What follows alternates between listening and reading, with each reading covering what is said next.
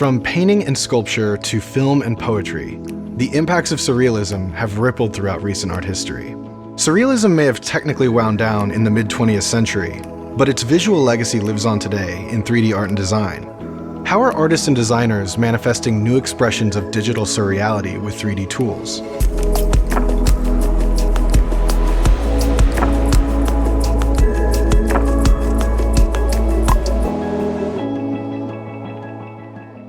Behind the droopy clocks and bowler hats, the philosophy of surrealism was to unleash the unconscious mind, the automatic processes that occur outside our awareness.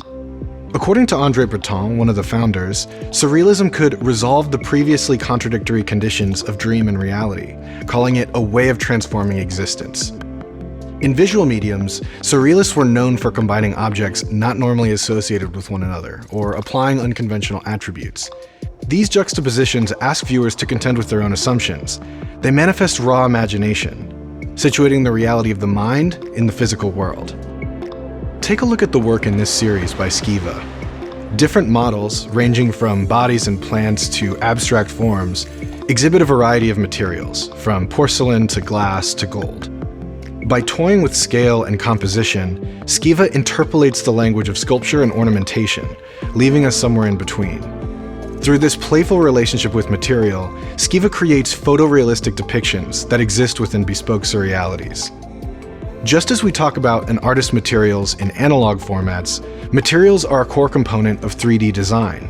They determine how an object interacts with light.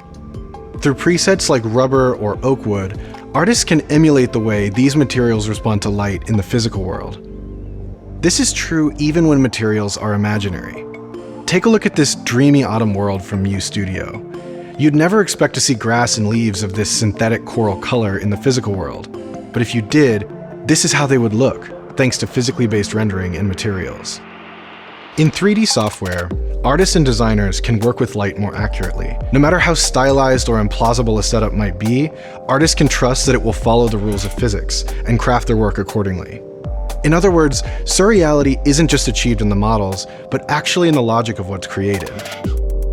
In The Masks We Wear, Vinny Nasso treats the 3D environment as a studio, positioning lights with the degree of care a photographer would. He creates a tone that straddles contemporary photoshoot and Baroque chiaroscuro. By combining aspects of folklore and cyberpunk, Vinny incorporates archetypes as a surrealist painter might have, while staging hyper-realistic masks as only a contemporary digital artist could. Notice the level of detail in the masks, and how these perfectly contrast the metal materials. Getting portraits like this is an art in itself.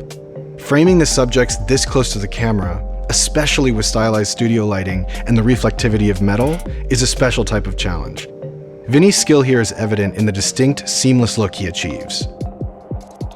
These portraits ask us to focus on one mask at a time, but other work, like Curiosity by Rory Bjorkman, is more about establishing a scene imbued with narrative.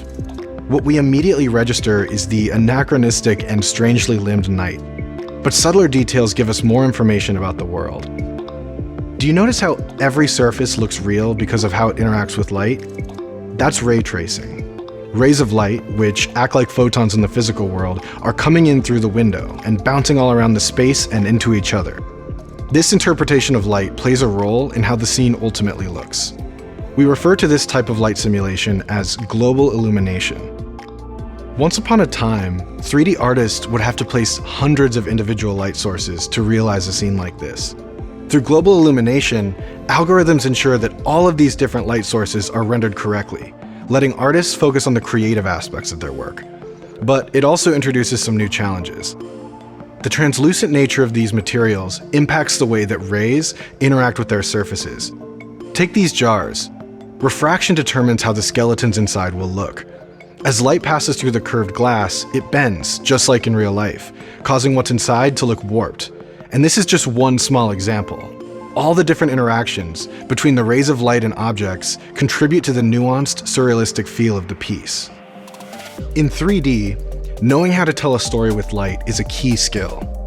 Through physically based rendering, creators can trust they are building plausible environments where light follows the laws of reality, even in imaginary places. This is clear in the vibrant, saturated worlds of Kota Yamaji. His brand of surreality infuses the natural and the inorganic in strange, delightful combinations.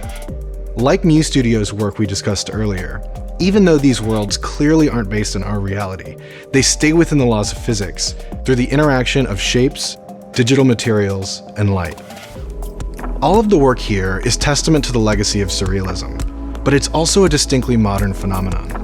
This wave of digital surreality is fast becoming a way that many of us understand the metaverse and possible future realities, which in turn impacts our relationship to the present. In the next episode of Taking Shape, we'll take a deeper look at how artists are using 3D tools to present speculative realities, whether utopias, dystopias, or something in between. In the meantime, head over to the Taking Shape virtual gallery to learn more.